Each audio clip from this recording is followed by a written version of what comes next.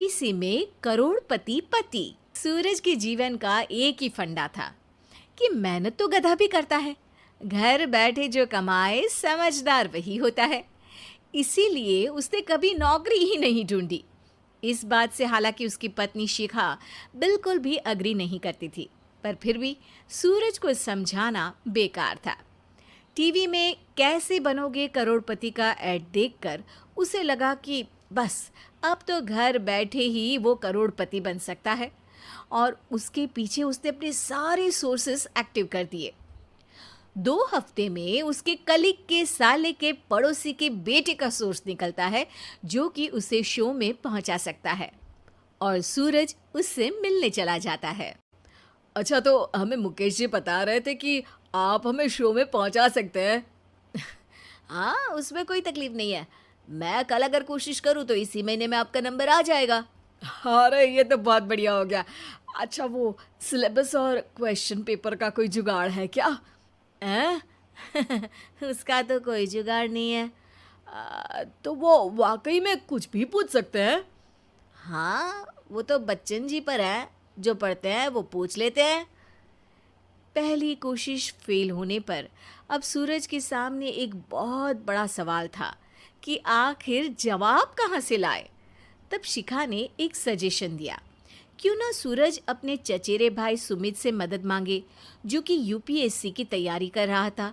हालांकि इतनी मेहनत करना सूरज को समझ में नहीं आता था, पर कोई और रास्ता ना मिलने पर वो आखिर सुमित से बात करता है। अरे सुमित, हमारा कैसे बनोगे करोड़पति के लिए सिलेक्शन होने वाला है। तुम हमें थोड़े चिट बनाने में मदद करोगे क्या? अरे भैया, चिट बनाए तो सालों हो गए, उसमें हमारा एक्सपर्टीज नहीं है, बल्कि आप बोलो तो हम आपकी पढ़ने में ज़रूर मदद कर सकते हैं। हट, कैसी अनाप शराब बातें कर रहा है तू। सूरज ने सुमित को मना तो कर दिया था, पर तैयारी करने के सिवाय कोई चारा उसे दिख भी नहीं रहा था, खासकर जब 12 के पेपर लीक करने के एक्सपर्ट शुक्ला जो भी हाथ जोड़ लेते हैं। आखिर सूरज को सुमित के पास जाना ही पड़ा, और उसने सुमित और शिखा से वादा किया कि वो बहुत मेहनत करेगा। 1 महीने की तैयारी के बाद फाइनल हुआ कि शो से 1 हफ्ते पहले एक ट्रायल खेला जाएगा, जहां पर सारे रिश्तेदार ऑडियंस की जगह पर होंगे और शिखा सवाल पूछेगी। दूर दराज से भी रिश्तेदार आकर हाजिर हो गए देखने कि आखिर कैसे बनेगा सुमित करोड़पति। सब कुछ सेट था, और इतने में सूरज आकर अपना स्पीच देता है। ये 1 महीना मेरे लिए आसान नहीं था, पर अपने भाई सुमित और अपनी पत्नी शिखा की मदद से मैं इतनी दूर पहुंच पाया हूँ। मेरे मम्मी पापा के आशीर्वाद ने भी बहुत साथ दिया है मेरा। मैं उम्मीद करता हूँ कि आज के शो में आप लोगों को बहुत मज़ा आएगा। साक्षी पहला सवाल पूछती है और पूरे कमरे में सन्नाटा छा जाता है। इंडिया में कितने स्टेट्स हैं? 3, सॉलिड, लिक्विड और गैस। अरे रुकिए, तो ऑप्शंस तो देने दीजिए। इतने में 5वीं कक्षा का चिंटू बोल उठता है। अरे क्या मामा, आप तो पहले सवाल पर ही आउट हो गए। अरे बेटा, पहला सवाल तो ट्रायल होता है ना। अरे तुम अब देखना। देखने जैसी बात तो थी ही। सूरज को इतना शांत किसी ने नहीं देखा था। कभी कभी तो लगता था मानो सूरज आंख खोलकर ही सो गया हो। मामा जल्दी करो प्लीज, कल सुबह पनवेल भी तो निकलना है। अरे हट, कंसंट्रेट करने दे मुझे। 3 सवाल में 3 लाइफलाइन खत्म हो चुकी थी, और अब चौथे सवाल पर भी सूरज का मौन नहीं टूटा। पर सूरज अभी भी हार मानने को तैयार नहीं था। उधर हर कोई सूरज को छोड़ सुमित को देख रहे थे। आखिर सुमित ने ही तो पढ़ाया था सूरज को। गजब बेइज्जती है यार। अरे बेटा, तो बाप का, दादा का, भाई का, सबका नाम बुड़वाएगा।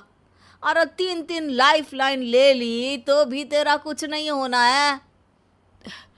अरे कोई इतनी बात करता है क्या शो पर? अरे बेटा, शो पर तेरे जैसे भी तो नहीं आते ना।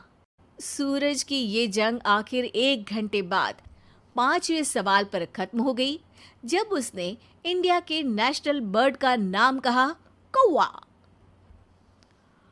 अरे बेटा, मजा तो बहुत आया, बस थोड़ा टाइम पर खत्म होता तो आनंद भी आ जाता। ताने बारिश के बूंदों की तरह बरस रहे थे और सूरज को भी समझ आ रहा था कि ये करोड़पति बनना शायद उसके बस के बाहर की बात है। पर वो आखिर ये बात मान कैसे लेता? वो सख्त लौंडा जो ठहरा, उसने सोचा कि बेइज्जती तो हो ही चुकी है, पर अगर मैं हार नहीं मानूं तो शायद कुछ हो सकता है। शिखा, तुम देखना, असली शो में आग लगा दूंगा, आग, करोड़पति बनूंगा मैं। हाँ, सब्जियां खत्म हो गई है घर पे, ले आओ।